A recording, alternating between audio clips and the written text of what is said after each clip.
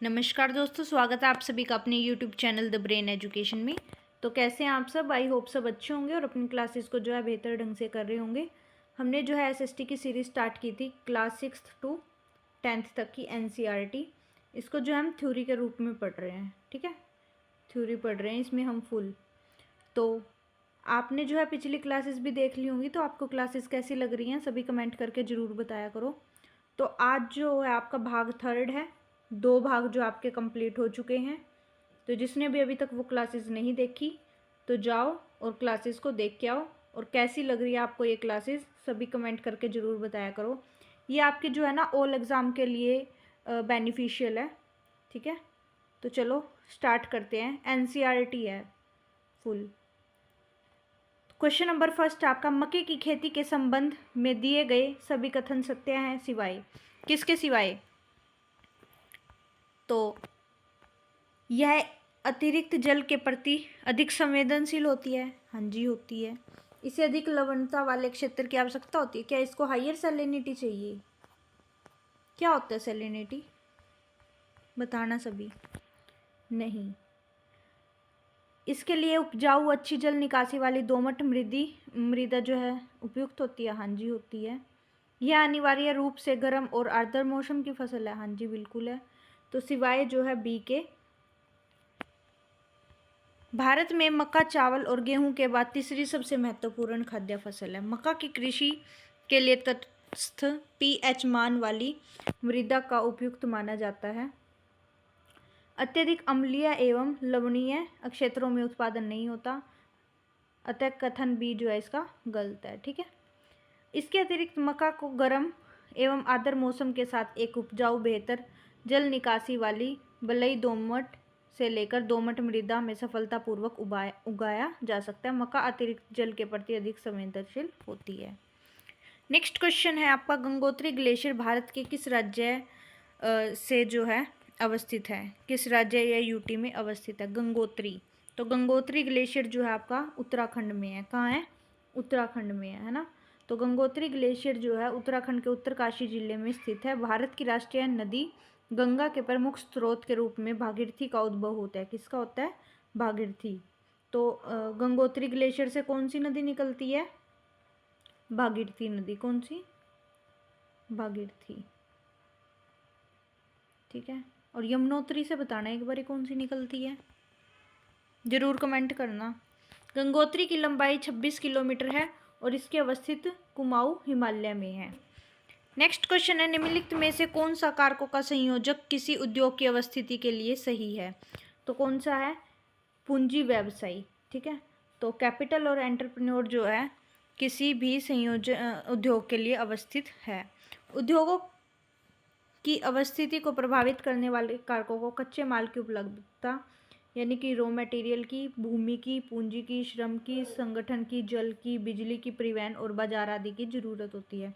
अगर हम कोई भी इंडस्ट्री लगा रहे हैं तो हमारे को जो है इन चीज़ों की ज़रूरत होती है ना। उद्योग वहाँ स्थित होते हैं जहाँ इनमें से कुछ या सभी कारक आसानी से उपलब्ध होते हैं, ठीक है। तो इसलिए जो हमारे को सबसे पहली बात तो कैपिटल चाहिए और एंटरप्रेन्योर जरूर से ज़रूर चाहिए। नेक्स्ट क्वेश्चन है, निर्भरता अनुपात निम्नलिखित में से किस जनसंख्या संरचना पर निर्भर करता है? तो किस पर करता है? उसकी एज पे। निर्भरता अनुपात जनसंख्या संरचना का महत्वपूर्ण घटक आयु पर निर्भर होता है। निर्भरता अनुपात किसी देश या क्षेत्र में कुल कामकाजी उम्र का जनसंख्या पर आश्रित की संख्या के अनुपात का एक जनसंख्यायिक विश्लेषण है। निर्भरता अनुपात जो है 15 से 59 वर्ष का कुल कार्यशील जनसंख्या से 0 से 14 और 60 वर्ष से अधिक आयु की गैर कार्यशील जनसंख्या में निर्भरता का आकलन किया जाता है। नेक्स्ट क्वेश्चन है, एशिया का पहला निर्यात प्रसंस्करण क्षेत्र कहाँ स्थापित हुआ था? तो कहाँ हुआ था? कांडला में। कहाँ हुआ था? कांडला में। ये गुजरात में है। वर्ष 1965 में गुजरात के कांडला में एशिया का पहला निर्यात प्रसंस्करण क्षेत्र EPZ स्थापित किया गया। सांता क्रूज निर्यात जो है किया गया था। विश्व का पहला EPZ सैनन आयरलैंड में स्थापित किया गया था। EPZ का एक विशेष प्रकार का मुक्त व्यापार क्षेत्र है जिसे आमतौर पर सरकार द्वारा औद्योगिक और वाणिज्यिक निर्यात को बढ़ावा देने के लिए इसको बनाया जाता है। नेक्स्ट क्वेश्चन आपका, लंकाशायर क्षेत्र यूरोप में किस उद्योग के लिए जाना जाता है? लंकाशायर, तो लंकाशायर किसके लिए जाना जाता है? सूती वस्त्र के लिए जाना जाता है। किसके लिए? सूती वस्त्र के लिए। ये जो है प्रमुख कारण यहाँ का आर्द्र जलवायु की प्राप्ति, कुशल श्रम आपूर्ति एवं तैयार सूती वस्त्रों के निर्यात की सुगमता थी। इसके अतिरिक्त औपनिवेशीकरण और औद्योगिक क्रांति जैसे तत्वों ने लंकाशायर में सूती वस्त्र उद्योग को पोषण प्रदान किया है। नेक्स्ट क्वेश्चन आपका क्वेश्चन नंबर 7, निम्नलिखित में से कौन सी उष्ण कटिबंधीय चक्रवात कमजोर चक्रवात की श्रेणी में आते हैं? उष्ण कटिबंधीय हैं तो किस में आते हैं? किस में आते हैं?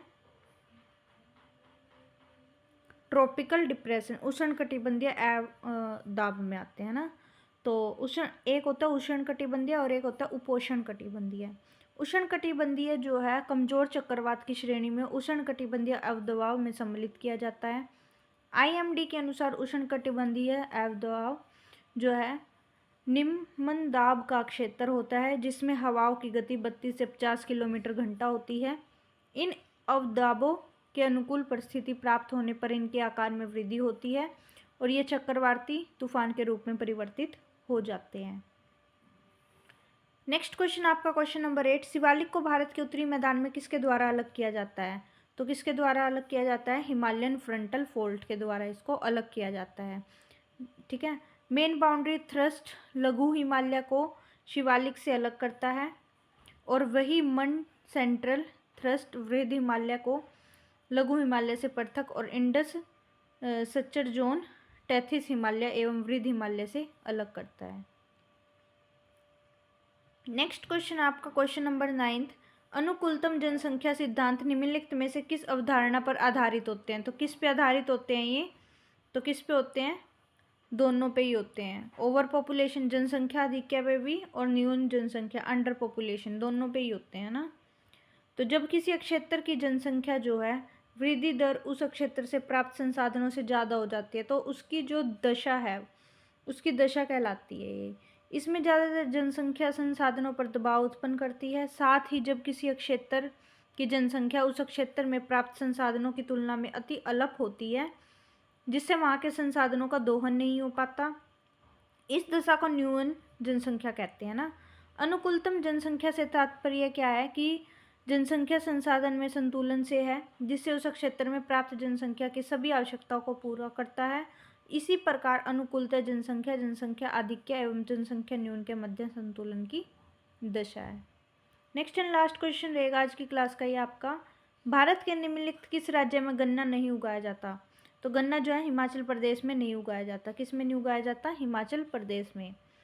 भारत में गन्ना 3 प्रमुख क्षेत्र हैं, पंजाब से बिहार तक का क्षेत्र, महाराष्ट्र गुजरात से तमिलनाडु तक का काली मृदा का क्षेत्र, तटीय आंध्र प्रदेश और कृष्णा नदी घाट के क्षेत्र। अतः स्पष्ट यह कि हिमाचल प्रदेश में गन्ना नहीं उगाया जाता। गन्ना एक कैसा है? उष्णकटिबंधीय पौधा है। इसके लिए 20 डिग्री से 26 डिग्री सेल्सियस तापमान जरूरी है। भारत में इसकी कृषि बृहद मैदान की दोमट एवं मोटियार दोमट तथा प्रायद्वीपीय की काली और भूरी मृदा में की जाती है। गन्ना की खेती के लिए अधिक उर्वरकों एवं अधिक श्रमिकों की आवश्यकता होती है। तो आज की क्लास जो आपको कैसी लगी, सभी लाइक शेयर कमेंट करके ज़रूर बताइए। Thank you to all.